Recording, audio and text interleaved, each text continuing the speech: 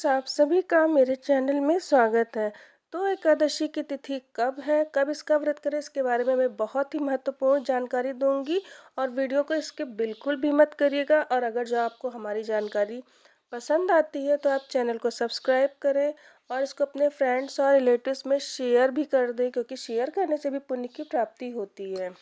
जैसा कि हम सभी जानते हैं कि एकादशी का व्रत श्री लक्ष्मी और नारायण का परम प्रिय व्रत माना जाता है।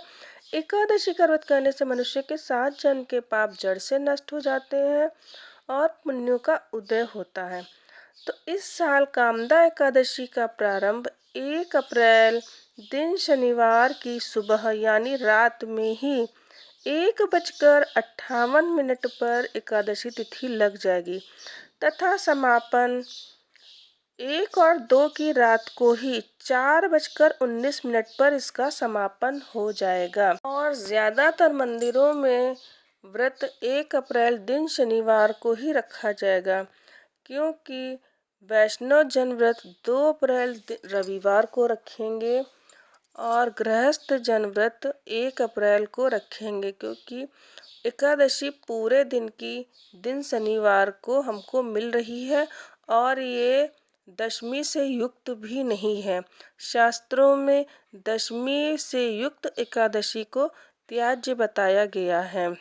2 अप्रैल को बहुत ही कम समय के लिए एकादशी की तिथि है, लेकिन 2 अप्रैल को महाद्वादशी है। और अगर जो हम सूर्य व्यापिनी एकादशी की बात करें तो दोनों दिन ही सूर्य व्यापिनी एकादशी है। और 1 अप्रैल को पूरे दिन की सूर्य व्यापिनी एकादशी है। 2 अप्रैल को बहुत ही कम समय के लिए बॉर्डर लाइन को टच करते हुए बहुत ही कम समय के लिए हमको एकादशी मिल रही, लेकिन उसको हम महाद्वादशी कहेंगे, क्योंकि शास्त्रों के अनुसार ब्रह्म वैवर्त पुराण में 8 तरह की महाद्वादशियों का वर्णन है, जो कि महापुण्य स्वरूपिणी और सर्व पाप हारिणी। यूजुअली महाद्वादशी कब पड़ती है?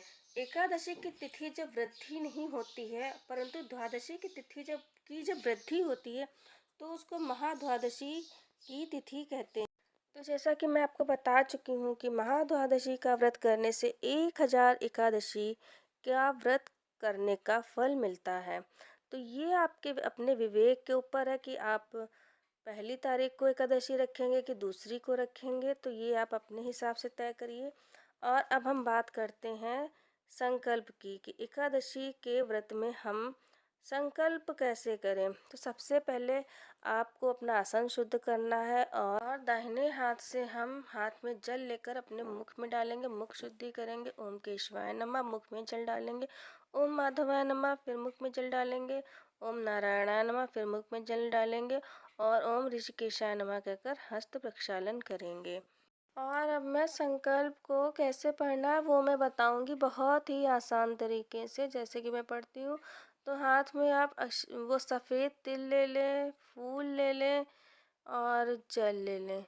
इन दाहिने हाथ में ये सब ले लें और संकल्प बोलें, ओम विष्णवे नमः, ओम विष्णवे नमः, ओम विष्णवे नमः, ओम अत्य ब्रह्माणो अहिर्धति परार्धे श्री श्वेत वराह कल्पे वैवस्वत मन्वंतरे अष्टाविंशतित में कलियुगे कलि प्रथम चरणे बौद्धावतारे जम्बूद्वीपे भारत खंडे भारतवर्षे।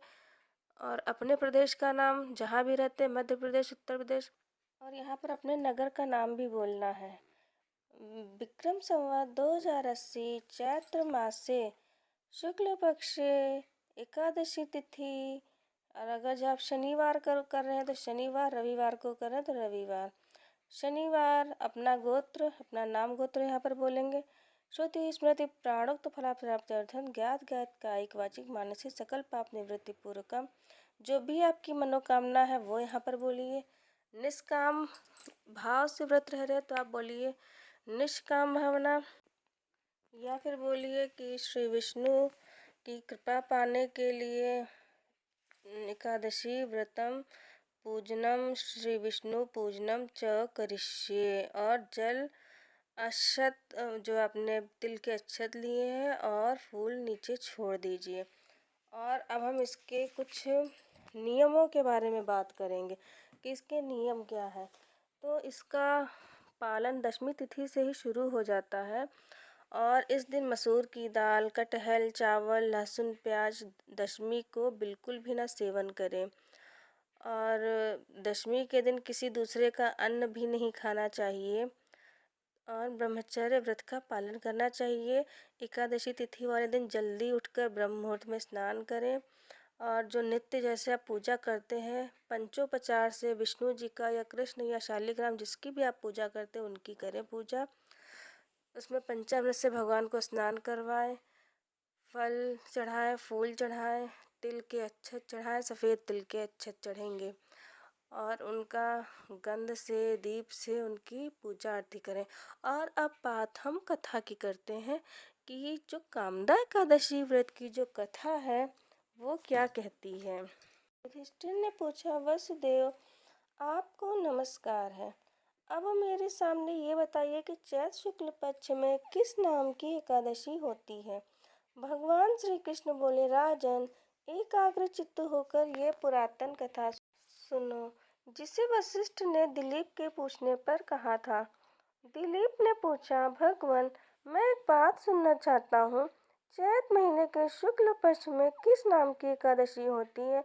वशिष्ठ जी बोले, राजन चैत्र शुक्ल पक्ष में कामदा नाम की एकादशी होती, वह परम पुण्यमयी है। पाप रूपी ईंधन के लिए वह दावानल है।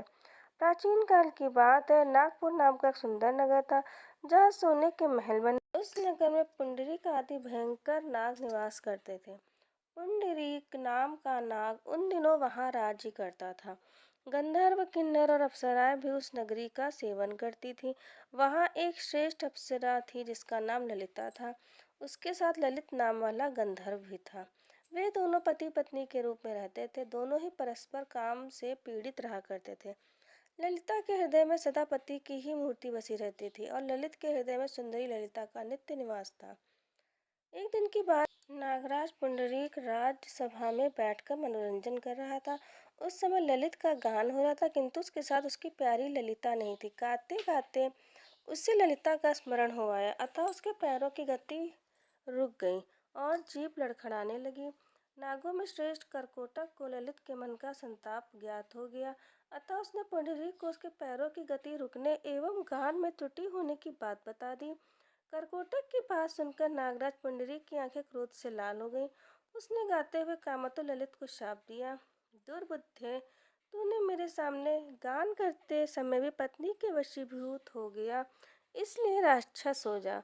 महाराज पुंडरीक के इतना कहते ही वह गंधर्व राक्षस हो गया।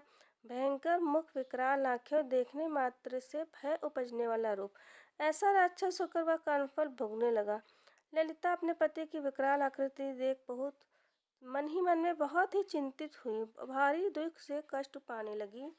सोचने लगी, अब क्या करूं, कहाँ जाऊं, मेरे पति से पाप कष्ट पा रहे हैं। वह रोती हुई घने जंगलों में पति के पीछे पीछे घूमने लगी। वन में उसे एक सुंदर आश्रम दिखाई दिया जहाँ एक शांत मुनि बैठे थे। उनका किसी भी प्राणी के साथ कोई विरोध नहीं था। ललिता शीघ्रता के साथ वहां गए। मुनि को प्रणाम करके उनके सामने खड़ी हुई।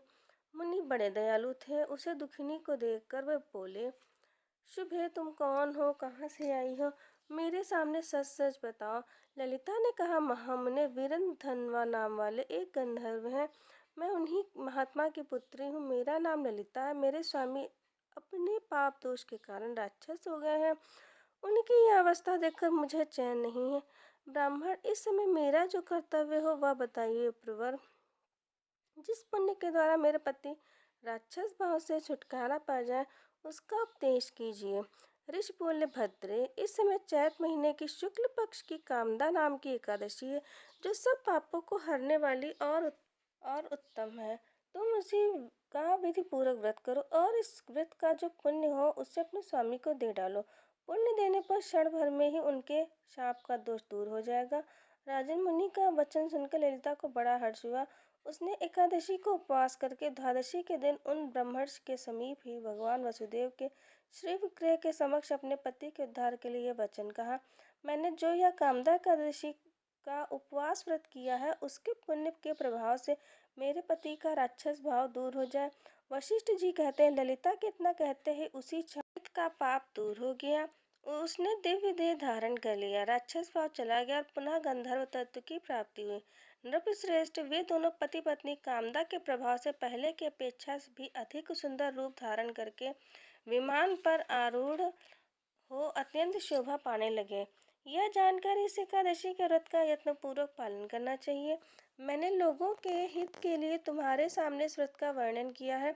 कामदा एकादशी ब्रह्म हत्या आदि पापों तथा पिशाचत्व आदि दोषों का भी नाश करने वाली है। राजन, इसके पढ़ने और सुनने से वाजपेयी यज्ञ का फल मिलता है।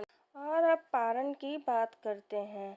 तो इसका पारण का समय 2 अप्रैल सुबह में 6:33 से 8:33 के बीच में आप व्रत का पारण कर लें। और अगर जो आपका कोई दूसरा व्रत है उसके बाद, तो आप फल और दूध लेकर भी पारण कर सकते हैं। और एकादशी के महत्व के बारे में जो आपको जानकारी अच्छी लगी हो तो चैनल को सब्सक्राइब कर लीजिए और इसको ज़्यादा से ज़्यादा अपने फ्रेंड्स और रिलेटिव्स में शेयर कर दीजिए। ओम नमः शिवाय।